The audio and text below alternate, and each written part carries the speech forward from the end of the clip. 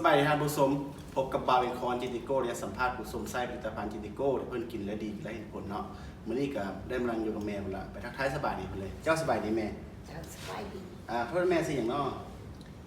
อันจันทจรจันทจรเจ้าไม่ละแม่อายุจักปีละอัน65 ปีแล้วเนาะเจ้าไม่ละแม่เฮ็ดส้มขายโอ้ส้มขายเนาะเฮ็ดส้มหมูขายส้มหมูขายเจ้าไม่ละปัจจุบันอยู่บ้านไหนแม่บ้านแท้ๆหั่นบ้านไม้คุณสูงบ้านไม้คุณสูงแห่งนิจันเนาะมาเอาผัวกลับมาน้ำเพิ่นอยู่นี่แหละโอ้มาอยู่บ้านฮัสดีมันบ้านฮัสดีอยากถามแม่ว่าเฮ็ดได้แม่จึงฮู้ผลิตภัณฑ์จินติโก้เฮาแม่เป็นพญาติเจ้าฮืดนะเจ้าเป็นฮืดเนาะหัดใจว่าเมื่อยแท้อันบัดนี้มันแม่เราไปฟักส้มเจ้าส้มหมูส้ม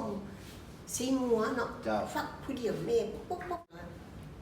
อันน่ะมือเบื้องควรแล้วมือจังวางปุ๊กแล้วก็เลยเอาบ่ได้เลยก็เลยทิ้งเลยขาดไปบ่ได้อันใดก็ไปตัวหนิ่งบ่ได้เลยบ่แม่แม่นละอันนี้มันก็คดอยู่นี่ดิ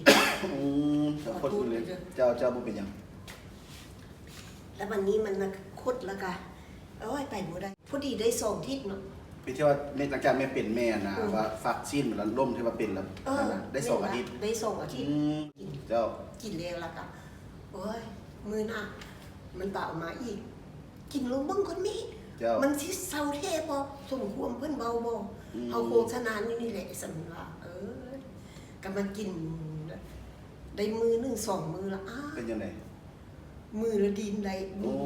แต่ก่อนมือบางทีดินบ่ได้แม่นบ่มันลมเบิดแล้วเนี่ยเจ้าถือว่า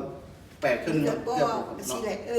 เจ้าได้4มื้อละ5มื้อแล้วมันค่อยขึ้นมาสิแหละเจ้าเฮ็ดจังได๋อุ้ยตัวนิ่งได้แล้วมันบ่นี่นิ่งได้ละบัดเนี่ยโอ้ได้บัดนี้ได้หัน10เลยได้บัดนี้หัน10มื้อแล้วขึ้นมาพี่ใดละบัดนี้คือยกได้ปกติยกไปสิอุ้ยสร้างเป็นรถเขาว่าสิละบัดนี้ขาก็ไปได้เด้ล่ะขาคือว่าย่างได้บ่โอ้ยสิเฮ็ดจังได๋เพิ่น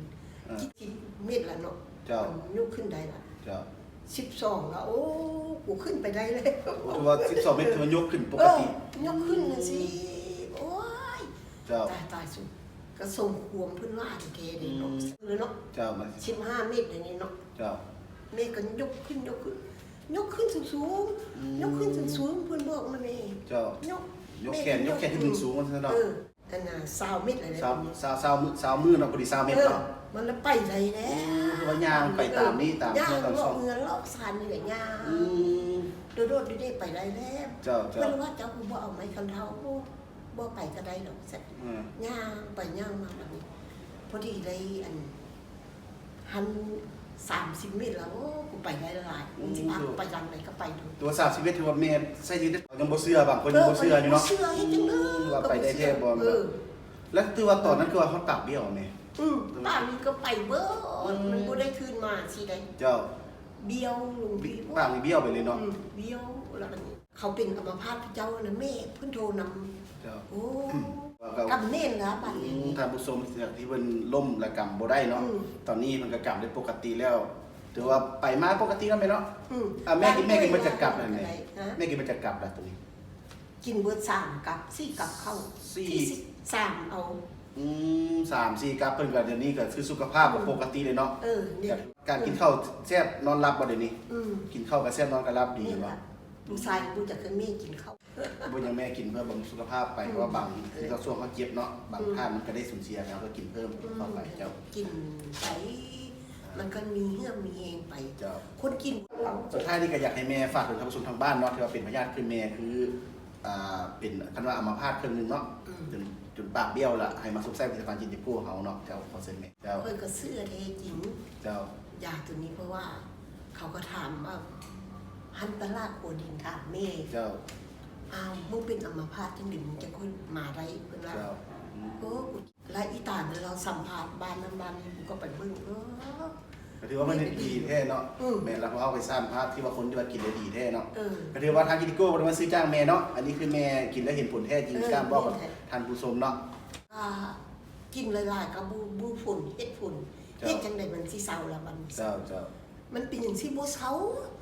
มึงกินรถน้ำเบิดทัน3กล่อง4กล่องก็กินไปรถ เนาะถือว่าแม่3 เขา ที่ ก็ ก่อน ไปได้เทแล้วเขาว่า